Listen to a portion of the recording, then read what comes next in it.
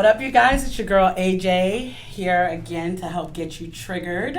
As you know, I am the creator of She Say, He Say, and I hope you have a fun ride. Hey, what's up, family? It's your boy, Original Knockoff, here doing my thing, but a little bit different on the intro today. I am a producer, I'm a writer, I'm a father, and I'm a husband. And I feel that I'm going to bring a lot to the table today. Y'all check me out, original_knockoff. Hi, it's your girl Ashley Nicole. I am a plus size model. I'm also a mother, and I'm here to bring the perspective of the plus size woman. Hey, it's your girl Dawn. I'm here to bring less melanated opinion to it, to kind of keep things a little more even and balanced for you guys, so we can see how both sides look at it. Check it out. I want to introduce you guys to somebody tonight, a new person that's hanging out with the crew. This is my brother Tyrone O'Lears. Me and him been hanging out for a couple years. I met him. We had started working together, and I met this brother. And this brother really made a huge impression on me because he's so intelligent and he's perfect for this platform. So Tyrone, tell us a little bit about yourself. Well, I'm Tyrone. You can see me as your international opinion. I travel a lot, so I see a lot of different cultures. Still have a little accent. I don't know if you noticed that, but it's still in me. I've been born and raised in Amsterdam, the Netherlands. Moved to the United States when I turned 18. And from there on, now we here. Yeah, we're here. So we have an international perspective now with She Say, He Say. All right, team. So check it out. What we talking about today is we got to talk about what's been in the news for the last week or so about 50 Cent. He's the king of trigger, right? 50's the king of trigger. So 50 on a podcast with Lil Wayne basically made the statement that said that he prefers exotic women, right? Exotic just simply means foreign. He said he prefers exotic women, and he says that black women usually get upset. You only prefer this type of woman. You only prefer that type of woman. He said, but she's exotic. She's something I can't get from just around the way, right? Is what he said. So my question is, and then the next piece of it is he also threw in there, sometimes I have to get those angry black women away from me, right? So my question is to you guys, is there any validity to what 50 said? Or was 50 dead wrong with what he said? AJ, what you think about it? I don't think that 50 Cent is horribly wrong. I think where he struggles first is that we're tired of looking at that same basic around the neighborhood body, but yet here we are standing by you. And I think that as a black woman, one of the main issues is not the fact that we're being called angry or being made to look aggressive by these men, but it's their lack of ability to protect us from the outside world by throwing us to the wolves.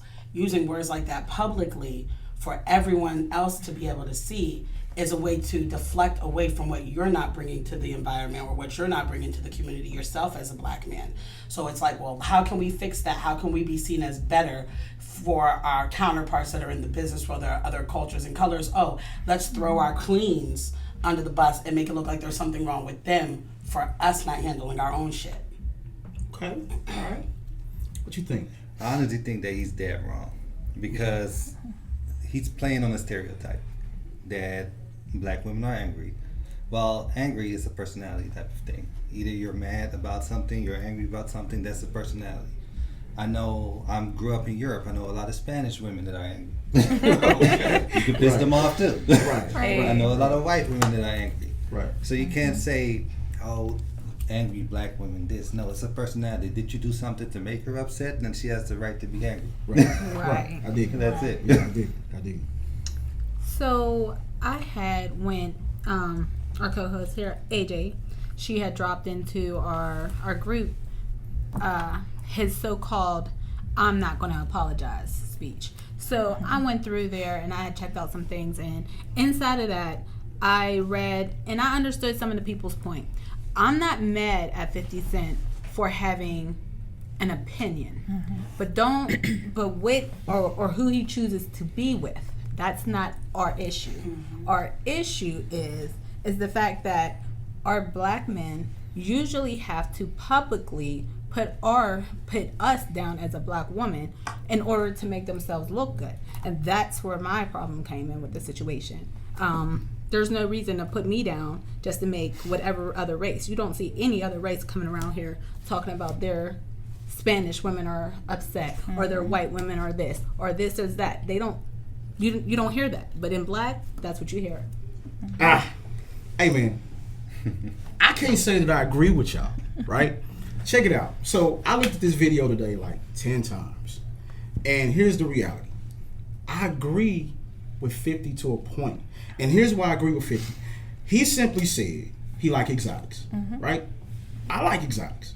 I'll take a Ferrari over a Corvette any day. Exotics just simply means foreign or appear to be foreign, right? Now, has anybody seen 50's girl? 50's girl, her name is Jamira Haynes. If you look at Jamira Haynes, she's melanated, right? And get this, she's from New Jersey, right? But if you look at her, she's black and she's Puerto Rican. So if you look at her, then yeah, she appears to be, you know, possibly from somewhere else. But I think 50 did a better job than Janet Jackson. I think 50 may have done a better job than who's the other? Janet Jackson, your girl Serena, your girl Serena Williams. So, and I'm not knocking Serena. She did try to run through the family, you know. But the reality of it is 50 is the king of trigger. And I honestly think with that particular statement, he was trying to trigger people. But we're definitely going to get into what Don thinks about the stereotype of the angry black woman. Now, I won't say that 50 was necessarily wrong. I believe it's not what you say, it's how you say it. And he just put that off wrong. And to sit there and down black women in the part of it, that was unnecessary. It's like to throw them under the bus. But again, like Ash was saying, like you don't see other races do that to where they do that to their women. They just don't. It's like instead of just saying, this is what I like, this is what it is. You have to bash the other race, your own race, to make it okay that you like what you like. It's like he could have simply just put it that, you know, he likes exotic women and left it at that. He never had to bring up, you know, black women being angry at all. That's an unnecessary thing. It is. But just speaking with being, you know, the less melanated one in this group, it really is the thing. It's like most white women and everything, it's like the way we were raised. We don't really tend to, you know, say anything. We tend to just agree with our man or whoever else, and you stay meek in the background and you do whatever. Now, what I have noticed from majority of black women is you don't take that kind of crap. Now, y'all know me and have been on my page and things too. I don't take crap either, so I get a lot of things to where I'm referred to as I'm acting black or whatever, because I don't just let people talk to me any kind of way. I snap on folks all the time. Right. That's the unfortunate part of that, though. So it's like, was he wrong?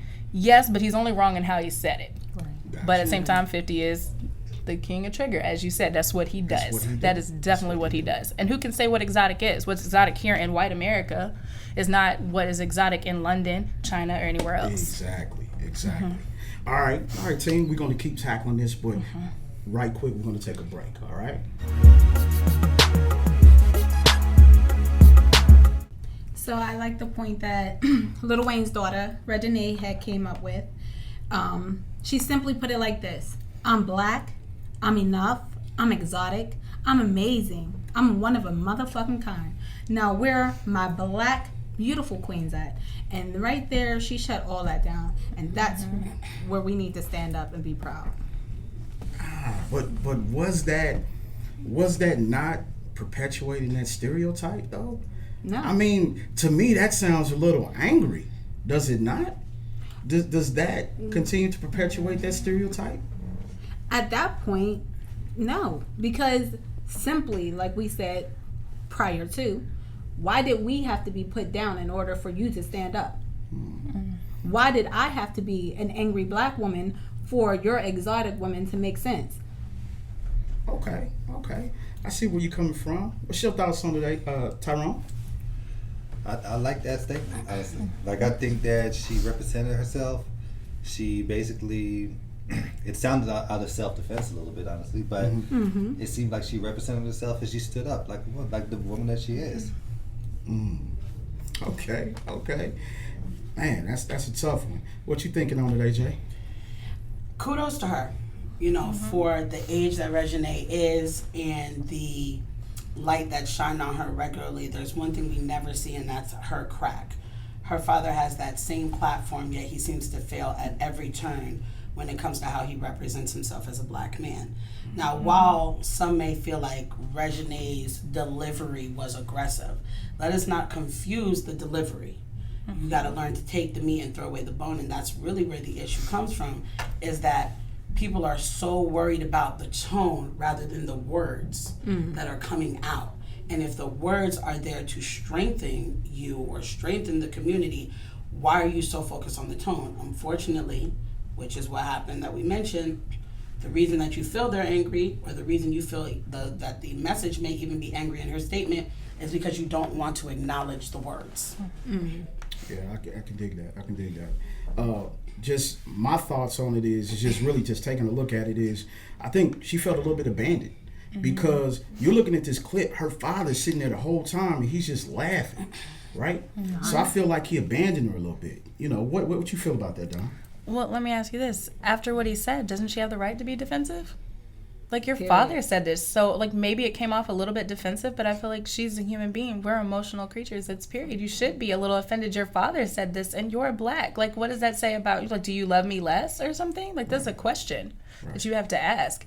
And I don't really consider it being defensive or her being angry. It's her stating a fact and sitting there saying that to other black women who may have just been upset or hurt by the matter, that no, you are worth it, you are enough. I'm strong, beautiful black woman, whatever you want to be. That's the message she gave out to other people who may not have felt enough, had enough self-confidence to put that out there. I see absolutely nothing wrong with that message at all. I don't consider her being angry. I don't consider it even really being defensive. But if you do read a defensiveness in there, I feel she has every right to be defensive. There you go. No, I dig it. I'm personally very glad that Reginae put that out there like that, and I'm glad that she spoke for those who didn't have a voice in that particular topic. I think she did an excellent job. Let's not also take away from the fact that she didn't just speak for herself, she spoke for all of her black siblings. Right. Because he keeps having black children, yet he demeans them by how he speaks on them through, the rest of his life. Exactly. Right. So, I mean, I think the consensus is we did, the way Reginae handled that, right? So we're going to tackle this next issue as soon as we get back to him. All right, guys. So the next part of the question is, are black women in general reinforcing the stereotype? What do you think, AJ? Absolutely. And I hate to have to say it, as a black woman myself, the reality is that I grew up in a two-parent household. I grew up watching how roles play out in a household for a husband and a wife. And my mother is a more passive individual than my father, so I was able to see those traditional roles. It is hard for us, based off of our history as black people, to be able to understand how we are supposed to operate in the lives of black men. So a lot of times as black women, based off of our mothers and how they handle our brothers versus us, how they handle their brothers instead of protecting us, so on and so forth. The only thing we've been taught to a lot of times is to bail out black men and not build with them. So what happens is when you've been taught to have a mothering spirit rather than a submissive and loving spirit, you come off as more stern because you're coming off as a mother. So we do reinforce that stereotype, but it is not coming from a place of resentment or anger. It's coming from a place of worry and concern. These men leave the house and they are given the freedom to live freely until somebody tries to stop them and tell them that their color prevents them and makes them unacceptable to be as free. Yet the minute that they are birthed from our womb, that is our fear. So we naturally constantly worry. And they don't understand that kind of burden because the only thing they see is, you're hurting me because of your words. I'll be mad any day. Okay. All right. For me, honestly, I think it depends because you have black women who were hurt and you have black women who were not hurt. And I think it really just depends on how you dig deep into that, because if you are hurt as a black woman, you tend to treat other people different. And that's just any woman. Honestly, you tend to just treat people different, and because you're treating those people the way, like, let's say my mom was hurt, now she's putting that pain on me. I'm having that pain, now I'm putting that pain on my son. My son is going to have that pain, he's going to put it on his son. That's how it keeps going on. And for me, I've met a lot of black women who are not hurt, who don't fit that stereotype. So I can't say do black women necessarily push forward that stereotype, because I think they do not.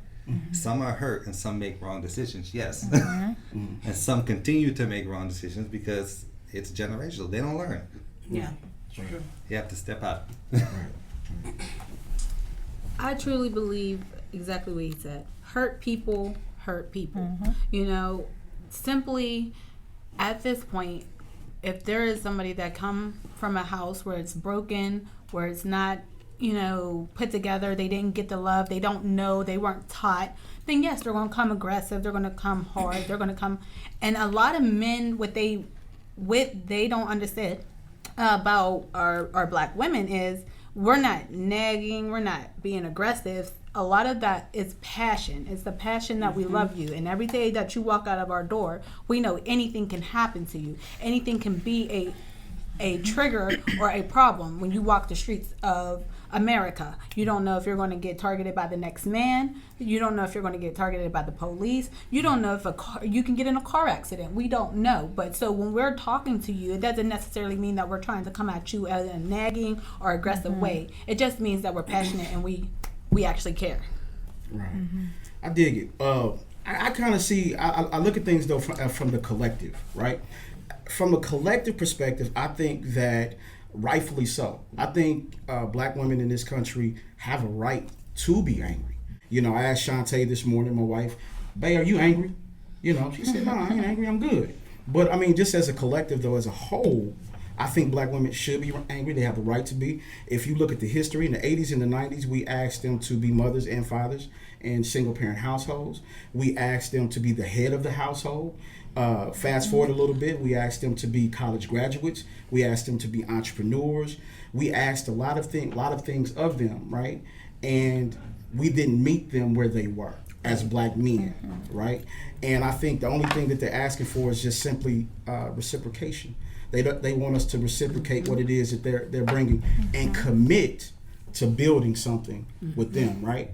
So since as a collective, not all black men are not fathers and holding down the family, right? Because me and this brother are. To say that. Yeah, me and this brother are, right? But I'm just speaking as a collective, as a group. Right. I think we need to commit more to the women who have been holding us up for so long. So that's my thoughts on it. Don, what do you think? Honestly, I feel like it really just depends on the person. I don't like to separate anything between black, white, or anything. We're all still individuals. Like Tyrone said earlier, he's met, Hispanic women that are angry, white women that are angry. And by all rights, every one of them has the right to be. Any of us do, for things that we've been through. Everybody's lived a different life. You've had different things going on. I feel like it is definitely a thing. Black women do have a right to be angry, though. Any person should. But it's just a difficult thing. Like, this is such a hard thing to talk about with people because no one wants to just own up to how they look at things. Everybody just wants to be, it's about me and I'm not wrong, I'm always right. It's like, but that's just not how the world works. It's like, but it depends on the individuals, on if this is actually a thing or not a thing. Some people have been hurt, some people haven't. Some people are angry, some people are sad, some are just like whatever and have given up completely. I think we've touched enough on those, so we can move on to one of our other points. Okay. So just real quick, it sounds like we should be happy that they still angry because once they give up, that's it. Yeah. Okay. That's kind of what I got from what you said. That's exactly the whole point. Yeah. It's like when someone stops, fighting or arguing or crying about it and they get quiet, they no longer care. Okay. All right. Shout out to angry women. I do think we need to get to a point of healing, though. Definitely. It is a definite thing. Definitely. We can't stay in. Exactly. No. Exactly. But it's okay to be angry. It's okay to acknowledge that, but you can't stay angry. You got to be able to move on. That's the thing. That's it. All right, family, we'll be right back. So what I mentioned earlier, which I still wholeheartedly believe, is that black women were taught to bail out black men, not build with them.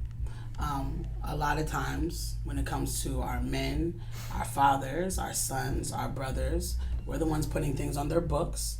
We're the ones picking them up when things fail. We're the ones wiping their tears when they cry.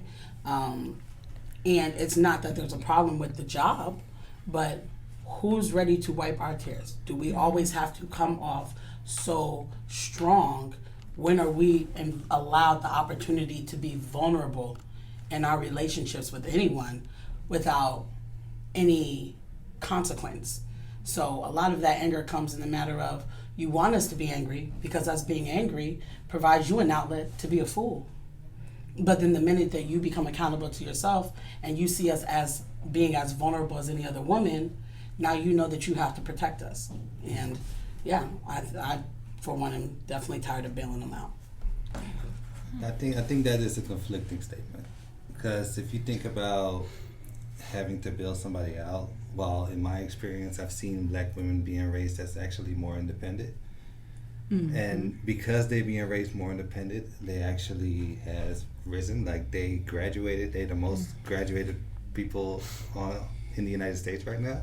Mm-hmm. So because of that statement, it's kind of conflicting, because you're saying that, hey, we are raised to bail our black men out, but then you're also saying we are strong and we are doing this and we are doing that. So I think I'm leaning more towards they are independent, they are actually self-sufficient, meaning they can do whatever they would want to do, and therefore you come back to a statement where they feel like they don't need us. Because they can do whatever they want to do. Well, I understand what AJ's saying, but I definitely understand what you're saying as well. I feel like at this point, black women were taught to be the stronger one. We were taught to be the one that always holds everything down. We have to be there for our children, our husband, ourselves, and a lot of the time, that's why we go out and we make sure we have the education. We make sure we have so that if he decides to up and leave one day, I'm able to take care of myself and my children with no problem, because he has that choice. I don't have that choice. Once I birth children, once I take that on by myself, that's the thing. He's allowed to get up and leave. He can opt out anytime he wants to. There's not anything holding him there, unless it's his emotional state, unless he feels obligated. So at that point, that's why we start to build ourselves, and then that's why we choose to either be in it or roll out. Hey man, first let me comment on what you said. Any black man that feels that he can just bail on his family was not raised by Michael Bailey Sr., nor was he raised by Michael Bailey Jr., right? Well, so just letting you know, man, the line of men that I come from and the line of men that I hang out with, we don't bail. We don't bail on our family. We take care of our family. We take care of our responsibilities. But I will say, metaphorically and literally, black women have bailed us out, right? The metaphor is just simply the fact that if you have to be the head of the household, if I refuse to, if you have to pay the bills because I refuse to, if you raise my son because I refuse to, you bailed me out. Yep. Right? You bailed me out. So metaphorically, they have made a habit of allowing a woman to bail us out, right? So I simply shout out to all of the women who've held things up, and I challenge, right, any man looking at this to go ahead and take his rightful place and step up, man. That part. You know, so Don, what you think of? It's hard for me to answer this question because obviously I'm not a black woman, so I can only speak from just a woman's perspective, period. It's like, but going from, obviously I have friends that have been through and I hear their stories and see what they go through, it's a thing. But white women and other races like too, it's just we're raised different for different parts of it. Like we weren't necessarily set up to know if they don't do it, you have to do it. Like you just end up in a point to where you just know somebody's gonna have to make it happen. And we were kind of raised to where we don't leave, which is kind of leading to that. It's like why people feel like they might want another race. Because we're supposed to just take it. We're supposed to never go anywhere, no matter what it is. We're supposed to stay. Marriage and everything is forever. So you make things happen. It doesn't matter. You look the other way. It's not a good way because I disagree with it wholeheartly. That's not me. I will never do that. But that is how we were raised. Raised to be more codependent, right? As opposed to I have four daughters that I cannot raise to be that way, right? I have to teach them to build with the right man when he comes, but I can't teach them to be codependent. So that's wonderful insight. Wonderful insight there. All right. So team, we got one more thing that we're gonna talk about. We'll get them. We'll get back.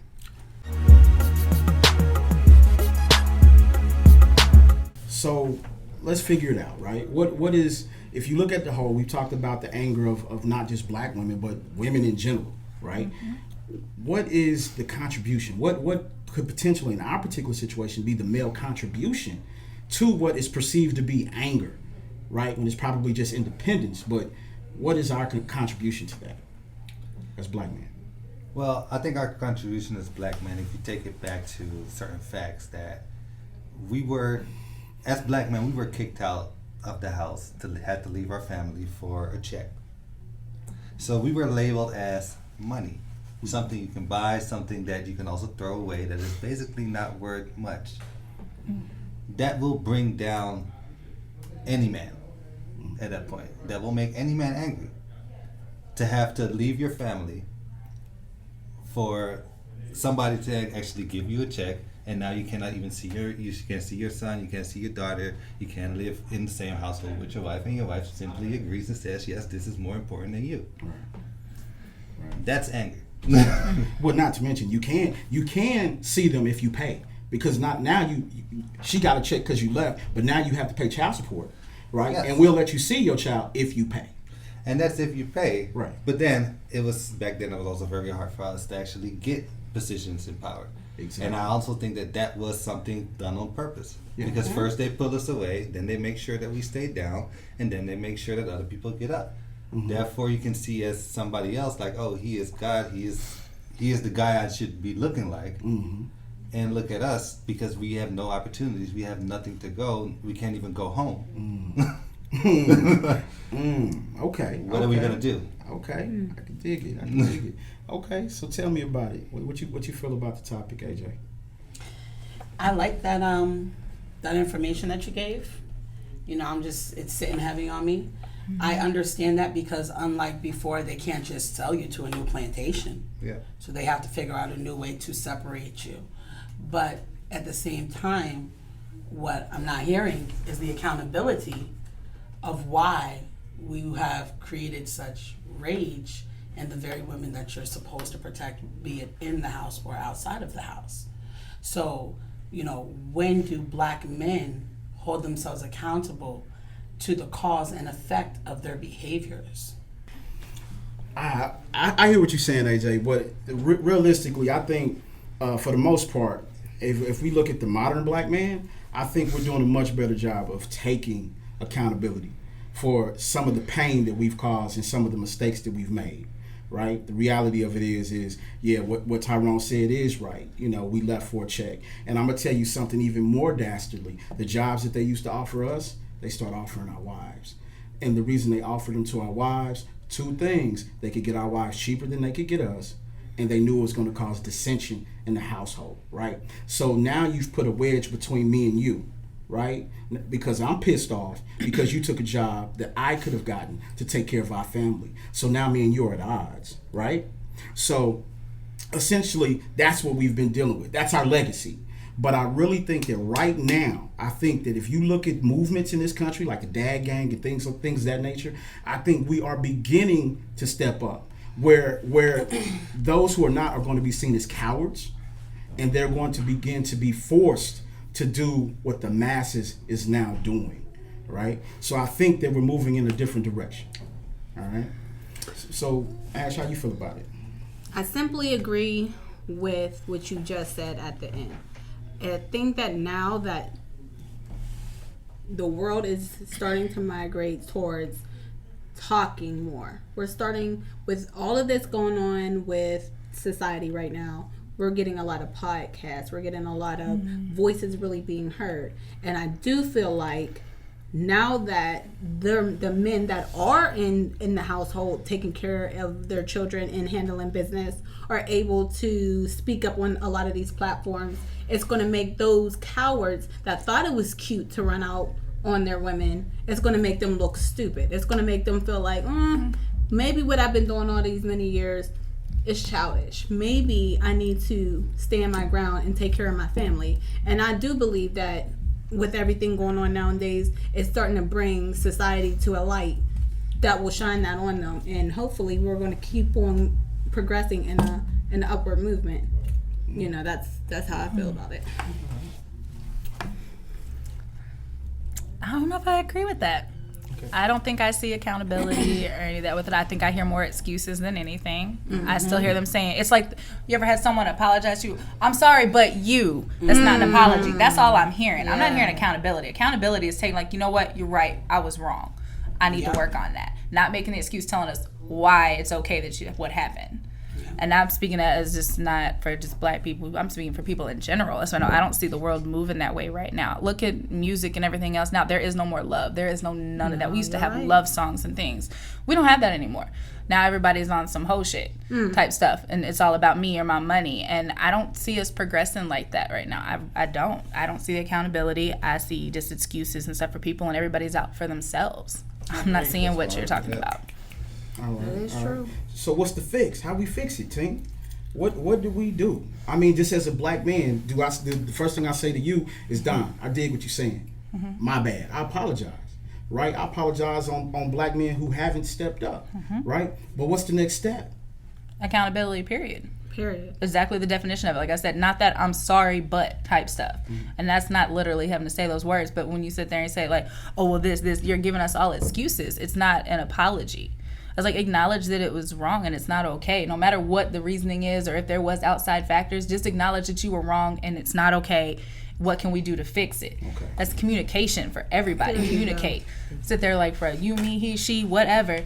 Everybody needs to talk and be accountable for that. That same things go to Black Lives Matter and whatever else. It's like we all need to communicate that with each other because it's okay for anybody to feel how they feel, but you still got to accept how someone else feels. You can't just be like, I'm right, you're wrong. That's not the way the world will work. And that's the first step, is being accountable for your own part and any mistakes that may have happened.